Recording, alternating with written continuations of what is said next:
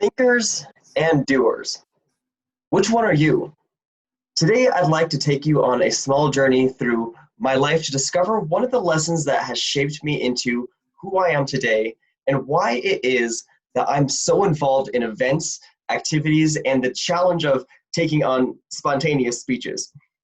Now, let me take you to the year 2000, to a quiet public library in the city of Gardena, California.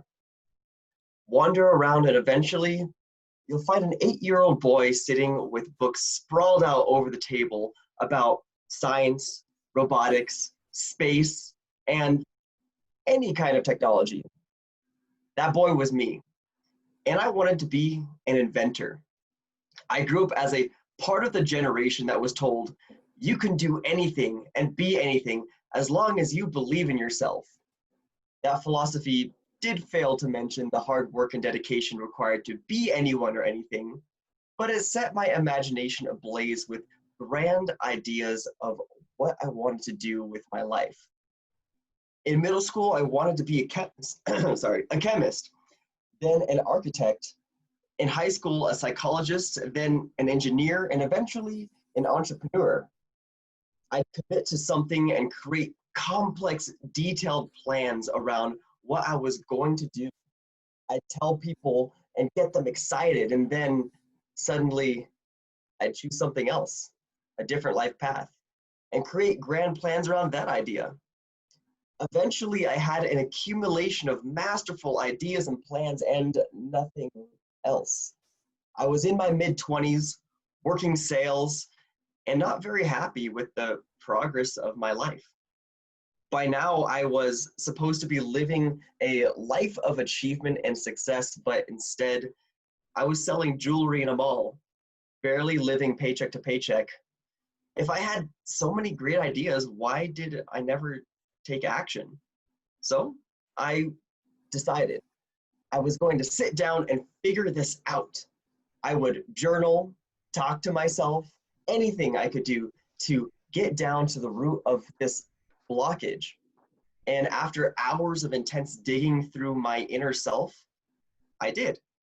I found that when I was making my grand plans and ideas, I was obsessed with making them perfect. Why? Because I wanted to impress people. I wanted to have a plan so perfect no one could criticize it or tell me I was doing something wrong. Did I ever achieve that? No. How can you make a perfect plan from thinking about something you haven't even gotten your hands into? I had an ego problem rooted in insecurity, and I was trying to make up for it with perfection. That's not a very comfortable thing to discover about yourself. So I wanted to make a change. I deemed myself the anti-perfectionist.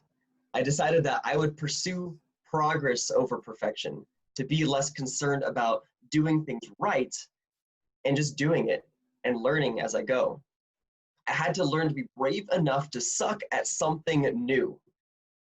It's only been a year since I made that change in my life, but I feel like I've made more progress and grown more as a person in this 1 year than the previous 10.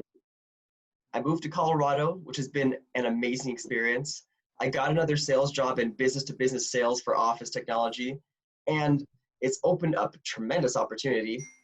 I'm becoming more and more involved and known in the community, and most of all, I'm finally taking action in my chosen life path with public speaking here at Toastmasters.